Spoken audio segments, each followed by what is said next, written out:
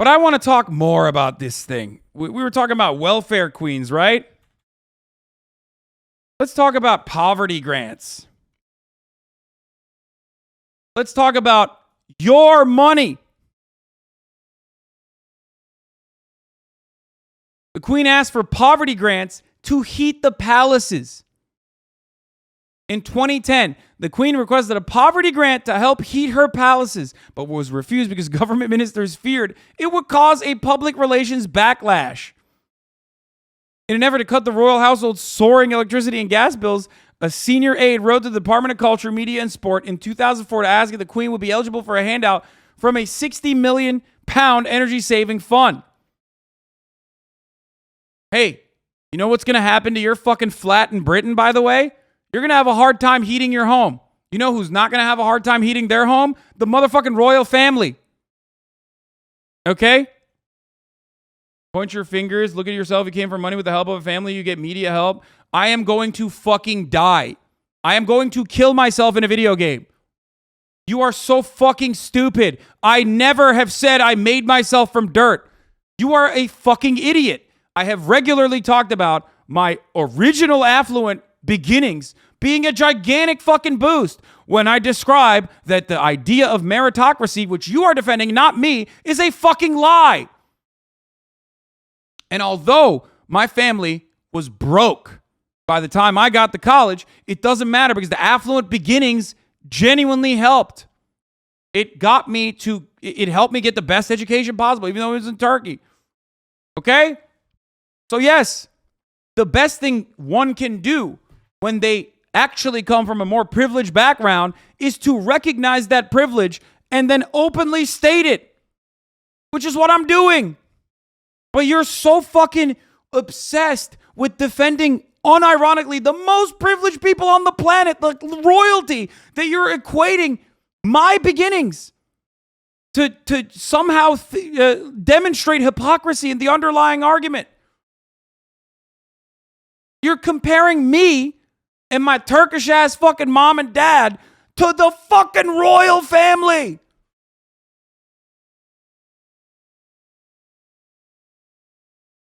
Broke, rich boy, Hasan hasn't struggled a day in his life. Too woke. It sucks. It sucks that I try to fucking just open up your brain for a brief moment and try to be like, listen, bro, I get it. I get it. It's hard. It's hard to fucking listen to someone being like, everything you know is wrong. Okay? But that's crazy. I'm too woke for what reason? Because I said the Queen was bad for defending pedophile Prince Andrew?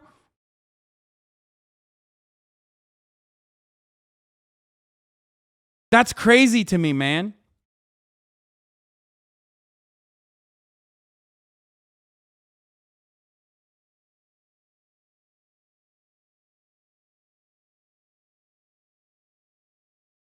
You are unironically the peasant being like, let's not rise up against the royals, my lord.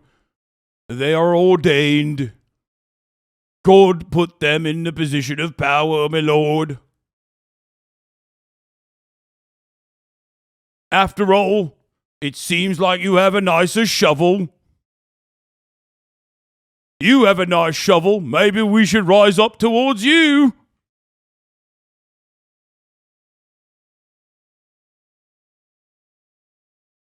These Marxists have gone too far.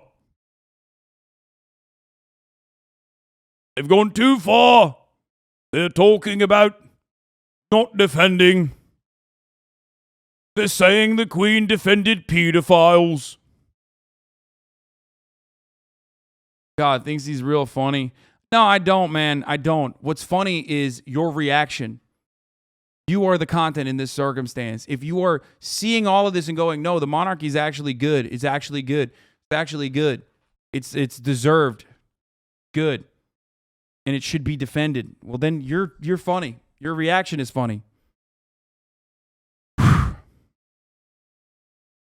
Anyway.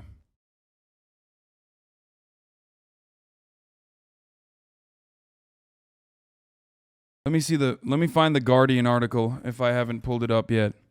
Because it's not enough.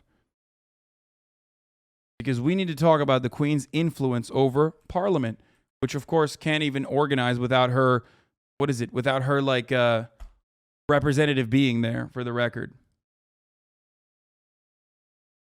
Oh, here it is. Revealed. The Queen lobbied for change in law to hide her private wealth. Oh, what the fuck? Wait. What is this fucking paywall bullshit, dude? Now that the Queen is dead, Guardian's like, yeah, sorry. We're going to have to paywall this, motherfucker. The Queen successfully lobbied the government for change in a draft law in order to conceal her embarrassing private wealth from the public, according to documents discovered by The Guardian. A series of government memos unearthed in the National Archives revealed that Elizabeth Windsor's private lawyer put pressure on ministers to alter proposed legislation to prevent her shareholdings from being disclosed to the public. Wonder why she did that. I wonder why. Following the Queen's intervention, the government inserted a clause into the law granting itself the power to exempt companies used by heads of state from new transparency measures. The arrangement, which was concocted in the 1970s, was used, in effect, to create a state-backed shell corporation, which is understood to have placed a veil of secrecy over the Queen's private shareholdings and investments until at least 2011.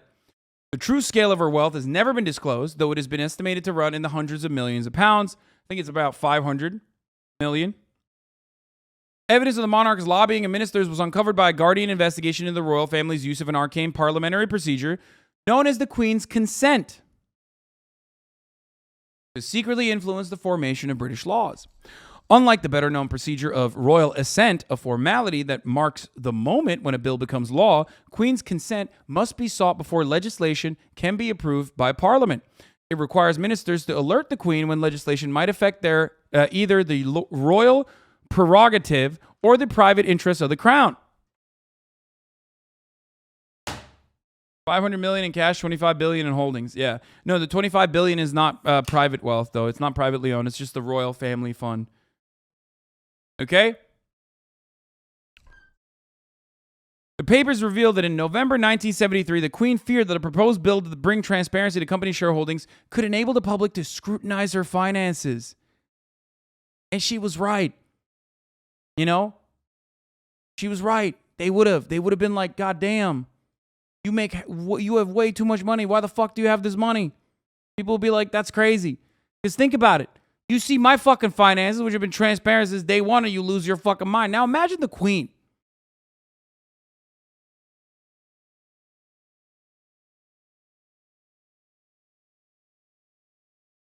But of course, no.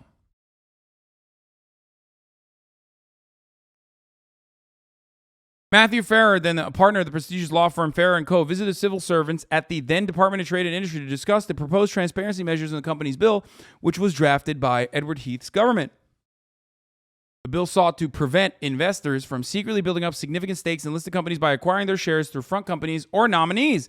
It would therefore include a clause granting directors the right to demand that any nominees owning their company shares reveal, when asked, the identities of their clients.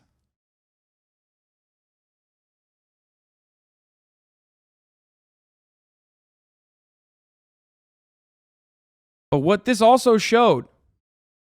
Wait, hold on.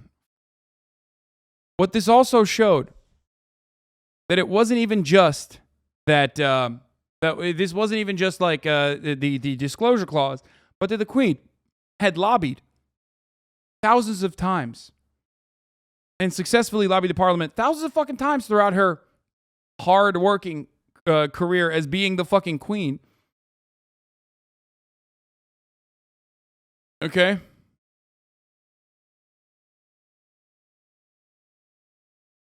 But don't fucking tell me it's just purely ceremonial. Here it is. Royals vetted more than 1,000 laws via Queen's consent. This came out when the Guardian investigation revealed that the Queen's consent was being used to stop, again, a law that would potentially harm the Queen by revealing her incredible amounts of wealth. Okay? Well, it turns out she vetted 1,000 fucking laws.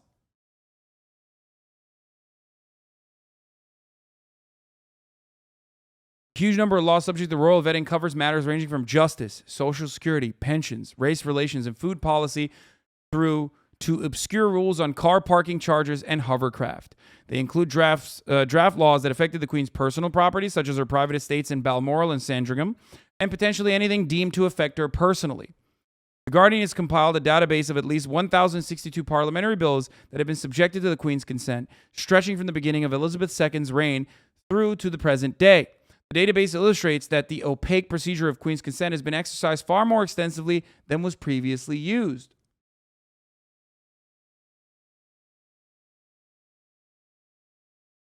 If the Queen was the fucking CEO of a company, you'd be calling for her head. But because she's the Queen and you have been conditioned into thinking that you are the subject of this royal person. But if you're an American, you don't even have that fucking attitude built in. So I don't know what the fuck your problem is. If you're living in Idaho, just learn about this stuff and shut the fuck up. At least the British people that are fucking chirping in the chat, like, they're brain broken. They're brain broken. This is what they learned. You know what I mean? They think this is normal. They think it's appropriate. Because she's like a lovely old lady or whatever the fuck they teach them. She's on the money. At least Americans understand she's like a fucking Disney princess, technically, or supposed to be. But now you're learning that it's far worse than that. It's far more brutal than that.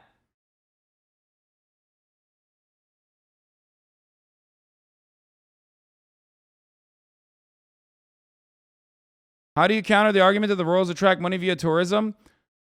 Versailles has more tourists and generates more revenue than the Buckingham Palace does. There you go. Easiest fucking counter. Boom. It's over. It's done.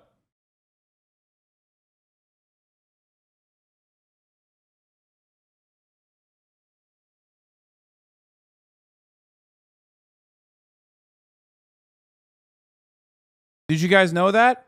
Did you know that the idea that the Queen needs to exist and be one of the largest landlords on in the country is a ridiculous one? What happened to the monarchs that used to be in the Versailles? I don't know.